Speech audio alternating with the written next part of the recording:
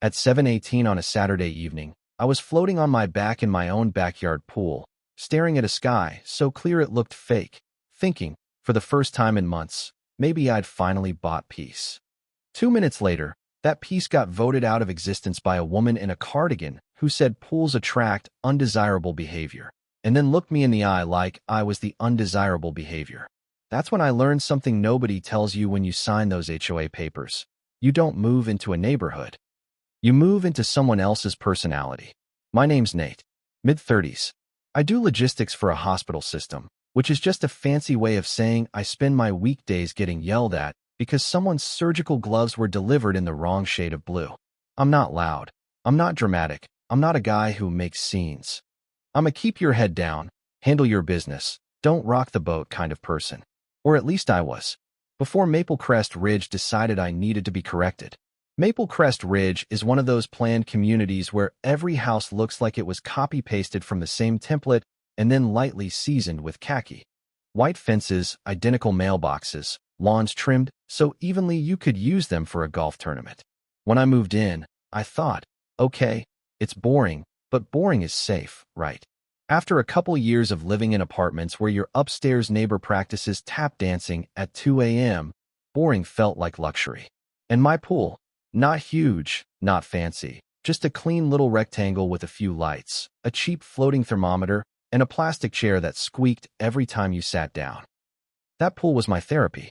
When my brain was buzzing and my shoulders were tight, I'd step outside, drop into the water, and for a while, nobody needed anything from me. I should have known the HOA would come for it eventually. They always do. It started small, a note about my trash bins being visible from the street, even though they were behind my gate. Then a warning about my porch light being too bright, like my house was hosting a lighthouse convention. Then I got flagged because my kid left a scooter in the driveway overnight. Not blocking anything, not hurting anyone, just existing without permission.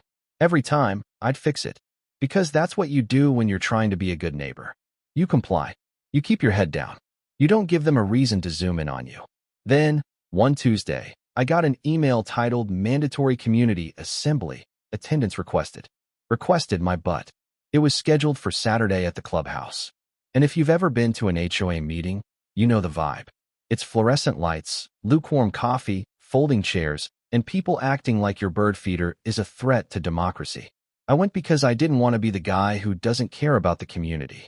I sat in the back, next to a guy named Ryan who always wore a polo tucked in too tight, like he was bracing for impact. Up front was the HOA president, a woman named Darlene. Late 60s, hair sprayed into a helmet, pearls like she was about to host a yacht fundraiser, and a clipboard that looked like it had never experienced joy. She smiled at the room the way a principal smiles right before suspending half the school. "Thank you for coming," she said, tapping the mic. "We have a few items to address to maintain the quality of life in Maple Crest Ridge." Quality of life. That phrase is always followed by something that lowers yours. They started with the usual nonsense. Somebody complained about teenagers loitering near the mailbox area. Another person said someone's dog barked at 4:30 p.m. on a Tuesday, which apparently shattered the peace of the universe. Darlene nodded like she was listening to war crime testimony. Then she cleared her throat and looked directly at me. Not generally at the room. At me. "And now," she said, "we come to recreational water features." My stomach tightened. It was the same feeling you get when a cop gets behind you and you realize you're going exactly the speed limit but still feel guilty. Darlene lifted a stapled packet like she was reading a verdict. After careful consideration, the board has voted to prohibit private pools, above-ground pools, inflatable pools, and any artificially maintained recreational bodies of water. Effective immediately, all residents must drain, remove, or decommission these features within 30 days. At first, the room was quiet, like everyone needed a second to understand what she'd just said. Then it exploded. People started shouting. A guy in the front row stood up so fast his chair fell over. "You can't just ban pools," someone yelled. A woman near me started listing how much she paid for hers like it was evidence in court. Someone else was already muttering about lawyers. Darlene held up a hand. "Please, please." This decision was not made lightly. Pools impact property values, they increase liability risks, and they attract certain activity. She paused there, like she wanted the room to lean in. Teenagers, she said, with disgust so deep you'd think she'd caught them summoning demons. Teenagers have been observed consuming soda and playing loud music within walking distance of these pools. I looked at Ryan. Ryan looked at me. I swear his soul left his body for a second. And, Darlene continued, we are committed to maintaining a family-friendly environment. I raised my hand, because apparently I forgot I was trying to stay quiet.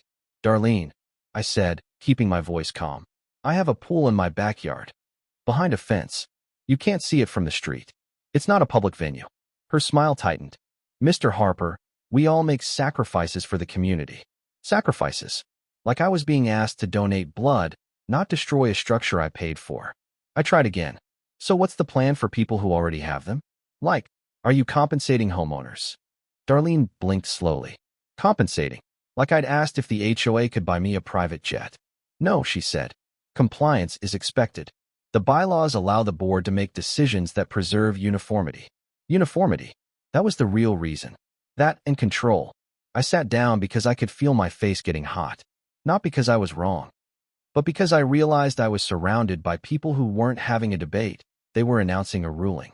And in that moment, I was back in middle school, getting picked last for teams, being told to just take it, being reminded subtly, consistently, that I wasn't the kind of person who got to argue. I went home and stared at my pool like it was a sick pet. That night, my wife found me outside, sitting on the edge with my feet in the water. You okay? She asked. No, I said, but I'm trying not to become a headline. She laughed once, then saw my face and stopped laughing. We can fight it, she said. Yeah, I replied. We can also fight a hurricane with a pool noodle. I did what any grown adult does when they're spiraling. I printed the HOA rules and started reading them like my life depended on it. Pages and pages of restrictions about fence paint, mailbox heights, acceptable holiday decorations, even the definition of lawn ornament. It was like someone weaponized boredom. And there it was. Section 9. No pools or artificial recreational bodies of water. Clear as day. No wiggle room. Then I saw a different phrase 2 pages later, in a section about drainage and landscaping. Naturally occurring seasonal retention areas and wetlands are exempt from recreational water restrictions. I read it again. Seasonal retention areas. Wetlands. Exempt. I sat back in my chair, and for the first time since that meeting, I smiled. Because I didn't need a pool. I needed a misunderstanding. The next morning, I walked into my backyard with a cup of coffee and looked at my lawn, the lowest corner of it, where rain always collected in a sad little puddle before draining away. I'd complained about it before. I'd even thought about fixing it. Not anymore. I started noticing things. Like how one sprinkler head near the back fence was leaking. I'd let it leak just enough to make the grass soft. Then I attempted to repair it, and somehow made it leak a little more. I laid down a few tarps, angled just right, and told my neighbor I was protecting soil because I might do landscaping improvements. Mrs. Kerr, the woman next door, watched me through her blinds like I was laundering money. Everything all right over there? She called out one afternoon, smiling too hard. Yeah, I said. Just dealing with drainage. You know how it is. She did not know how it is. She just wanted to report me. My first week of drainage improvement produced what I can only describe as dampness. Not a wetland. Not a retention area. Just a lawn that looked like it lost a fight with a garden hose. I needed escalation. So I drove to a rental place across town and asked for a pump. The guy behind the counter looked me up and down. What kind of pump? A small one, I said. 4. Yard stuff. He disappeared into the back and returned with something that looked like it belonged on a construction site, not behind a suburban fence. It was loud, orange, and vaguely threatening. This one'll move water, he said. Perfect, I replied, like I wasn't about to make the worst decision of my adult life. That evening, under cover of darkness, because even I had shame, I set the pump up near the low corner of my yard. I ran a hose line to my outdoor spigot, told myself I was just testing flow, and fired the thing up. It roared like a lawnmower possessed by demons. Water blasted out, hard, fast, unstoppable. In 30 seconds, my damp patch turned into a puddle. In 2 minutes, it turned into a pond. In 5 minutes, it turned into something that made me go, oh, that's more than I expected. Then I saw it. Water trickling under the fence line. Right. into Mrs. Kerr's flower bed.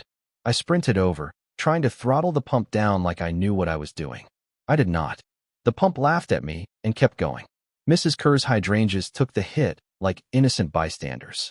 "What in the world is happening?" she yelled, popping out onto her patio in a bathrobe. I shouted back, "I'm adjusting irrigation." She stared at the stream pouring into her flowers. "That's not irrigation. That's a flood." "Nah," I said, voice cracking. "It's drainage management." I finally killed the pump, soaked, panting, feeling like a criminal who just robbed a bank with a squirt gun. But when I turned back to my yard, there it was. Not a pool. A body of water. Uneven, muddy, definitely not Instagram ready. But undeniably water. The next day, I committed to the bit. I ordered floating plants online. Not the cheap neon ones. I got the kind that looked semi-believable from 10 feet away. I hauled rocks from a buddy's landscaping pile to line the edges, trying to make it look like nature did it, not a stressed-out man with a grudge. I even built a little platform out of scrap wood, not a dock, technically, just a viewing deck. Then I printed a sign. "Welcome to Cedar Hollow Wetland, Seasonal Retention Area." I hammered it into the ground like I was planting a flag on enemy territory. And then, the weirdest thing happened. A duck landed. I'm not joking. One day I look out my kitchen window, and there's a duck paddling around like it's paying rent. Then another. Then four. A mom and 3 little fuzzball ducklings. They looked at my muddy backyard pond like it was the Ritz. I didn't plan ducks, but I accepted ducks, because ducks were evidence. 3 days after the ducks arrived, Darlene arrived. She came through my gate with 2 board members behind her, all of them holding clipboards, all of them wearing the same expression, disgust mixed with excitement, like kids who found a bug to crush. Darlene stopped at the edge of my water and stared. "What is this?" she asked, voice trembling like she was smelling something rotten. I gave her my best friendly smile. The smile of a man who has absolutely lost his mind but is trying to be polite about it. "Oh," I said, "that's Cedar Hollow. My seasonal retention area." One board member squinted. "That's a pool." "No, ma'am," I said gently, like I was correcting a toddler. "Pools are recreational. This is ecological." Darlene's nostrils flared. "You did this on purpose." I pointed to the ducks, who conveniently chose that moment to quack like backup singers. "I didn't invite wildlife, Darlene. Nature just found her way." She stepped closer. "This is in violation of Section 9. And Section 12, I replied, still smiling, states that naturally occurring seasonal retention areas and wetlands are exempt. You should know that. You wrote the packet." Her face did something that can only be described as buffering. "This is absurd," she hissed. "We'll be contacting our legal counsel." "Okay," I said, shrugging. "Should I put out extra chairs? The birdwatchers might come too." They left in a hurry, like the ground was contaminated by my audacity. And for a couple days, I thought maybe that would be it. Maybe I'd made my point. Maybe the HOA would back down. Maybe we'd compromise. Then they sent their expert, a man named Dr. Wallace Grin, which sounded impressive until he stepped into my yard wearing loafers and a sun visor and immediately asked if I had Wi-Fi because he needed to check a few things. He walked around my wetland with a little plastic magnifier, poking the dirt, tapping rocks like they were going to confess. He muttered. "Interesting." Darlene stood behind him like a proud mom at a piano recital. Dr. Grin squinted at the water and said, "This appears to be anthropogenically influenced." I nodded. "Wow, big word."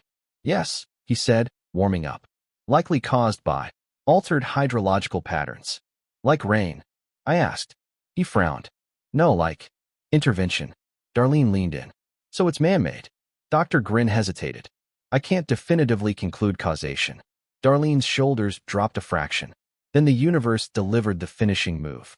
A small bus pulled up out front, and a dozen people spilled out wearing khaki vests and binoculars, like a tactical unit for birds. The local Audubon chapter. Apparently Mrs. Kerr had posted about a new wetland forming, and it spread like gossip. They marched into my backyard without fear, whispering excitedly. "Oh my goodness," one woman said, eyes wide.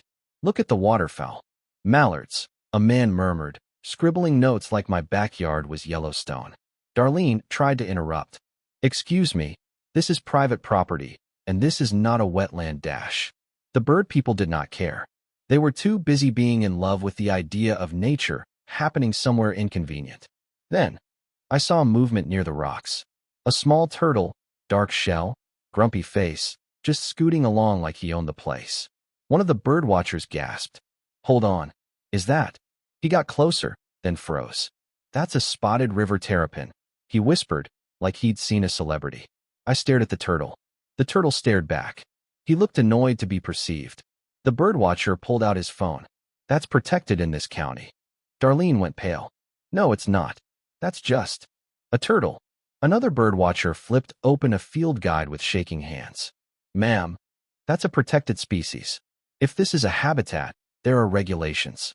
And just like that, my muddy little backyard pond stopped being an HOA nuisance and became a problem for the entire state. Over the next month, letters flew back and forth. Threats, fines, safety concerns. I got warned about mosquitoes, about standing water, about community image. They tried to scare me into draining it. I hired an environmental attorney. Not because I'm rich, but because my cousin's friend owed him a favor and also thought the whole thing was hilarious. He sent the HOA a response that was polite but lethal. The wetland was now documented. The wildlife presence was recorded. Any action taken to destroy it could result in penalties and legal consequences that would make their little fine system look like monopoly money. And then, because the universe enjoys irony, the city got involved. They sent out an inspector, took photos, nodded thoughtfully, and a week later I got a notice in the mail. My backyard had been officially listed as a seasonal water retention feature in the city's environmental mapping, which meant the HOA didn't just have to leave it alone. They had to protect it. Darlene resigned 3 days after that. Just an email. No speech. No dramatic goodbye. Just, due to personal reasons, I will be stepping down. I pictured her typing it with shaking hands and a fury that could melt steel. A year later, Cedar Hollow is still here. The water cleared up. The ducks keep coming back. The turtle, yes, the grumpy turtle, shows up like a landlord checking on his investment. My kids named him Winston. I didn't get my pool back, not exactly. But I got something better. I got my dignity back. Because the truth is, this was never just about water. It was about being treated like I was small. Like I didn't belong. Like my happiness was optional as long as the neighborhood looked uniform. For the first time in my life, I stopped shrinking to make someone else comfortable. And I realized something. Bullies like Darlene don't survive on power. They survive on your silence. Now here's where it gets messy, and where I need you to tell me what you think. Because not everybody in Maple Crest Ridge sees me as the hero. Some people say I'm petty, that I endangered the neighborhood with standing water, that I weaponized environmental rules, that I turned my backyard into a legal hostage situation just to win an argument. And maybe they're not entirely wrong. But then again, if someone can vote your piece away with a clipboard and a microphone, and the only way to fight back is to outsmart them at their own game, is that petty, or is that survival? So I want you to weigh in down in the comments. Was I wrong for turning my backyard into a seasonal wetland to protect what I paid for? Or was the HOA wrong for deciding they could erase something that mattered to me because it didn't fit their idea of uniform? And if you've ever lived under an HOA, or worked for one, or witnessed a neighborhood bully with a rulebook, tell me your story. I read the comments, and I swear some of you have been through things that make my little duck pond look like a Disney movie. If you enjoyed this story, hit like, subscribe, and share it with someone who needs a reminder that sometimes the quiet people aren't weak. They're just waiting for the moment they finally decide they're done being pushed around.